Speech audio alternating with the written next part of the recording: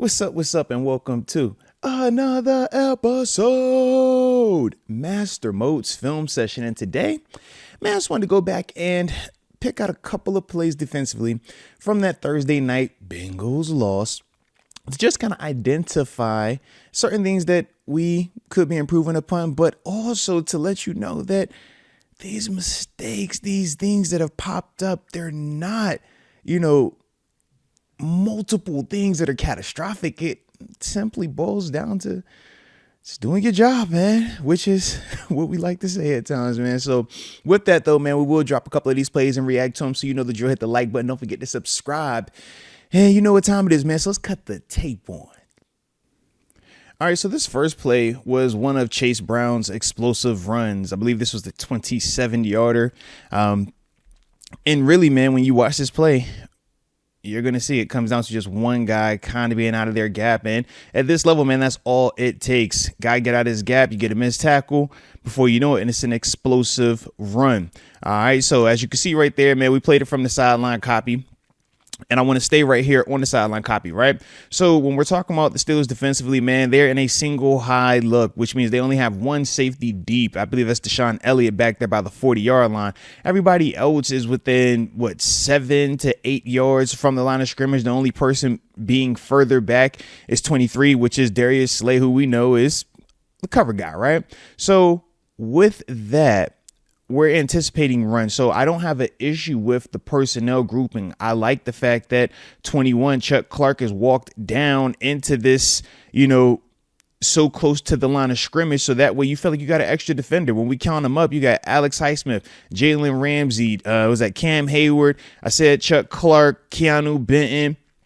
I believe this is Patrick Queen, Harmon, and you throw in TJ Watt. That's 8 defenders to stop the run. We should feel good about that, right? But the problem is this, and I'll show it even more so when we get to the tight copy. But when you have a guy get out of his gap, this is how it hurts you. Now it's up on the safety. Deshaun ultimately doesn't get him down. Neither does JPJ. And now, we're looking at it 30 yards downfield. Now I will highlight number 6, right? One more time before we go all the way to the tight copy. Just look at 6, man. 6 effort. I love it, man. He's one of those guys that even when it's all bad, he's still going to find a way to get to the football and get him down. Because regardless of good or bad play, somebody has to bring the ball carrier down. Somebody has to go get him, man. So I do like the fact that he was one of them ones that is like, bad or not, he's still going to find a way to get down there. Now, when we pause it right now from the tight copy, after the motion, right, you see was that 86 goes in motion. This is what we call one back, one gap. Everybody is literally aligned where they're supposed to be. 90 outside, 99 in between the guard and tackle. 6 is to the left of the center, right? 95 obviously is lined up to the right of the center. You got 21. He's going to be responsible for the gap between Keanu Benton and 97 Cam Hayward. Cam is going to be in between the tackle and tight end. And then on the outside, you got 5 and 56 splitting 80, right? 56 be on the outside, 5 be on the inside of that guy. So everybody has an assignment. Everybody has a gap. And 21 does a good job of triggering. The problem was 95, man, right at the end. For some reason, he decides to fight and get out of his gap, and now you have the big hole. And from there, man, one-on-one running backs at this level are good, man. They will on occasion make you miss, and that's what you see right there with 25. We know he could tackle his tail off, but that's a tough play to make, man, when you're one-on-one with that much space.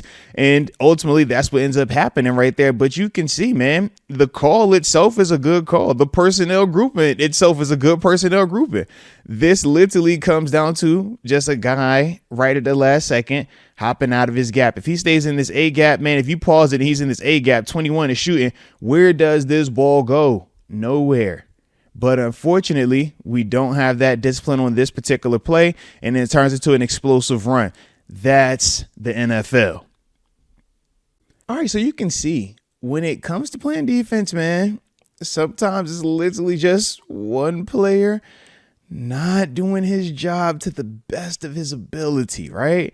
Something that we know all of these players are capable of doing, but that's the human factor when we're talking about these games being played and how, 60 snaps can happen, but all it takes is 1 or 2 bad plays and you can see how it can impact their game. And then when you add more variables, the more weird it gets. But as a whole, let me know your thoughts on what you saw and what you expect to see from this defense going forward. But either way, I appreciate you for tuning in. Don't forget to hit that like button and subscribe. And until next time, baby, peace.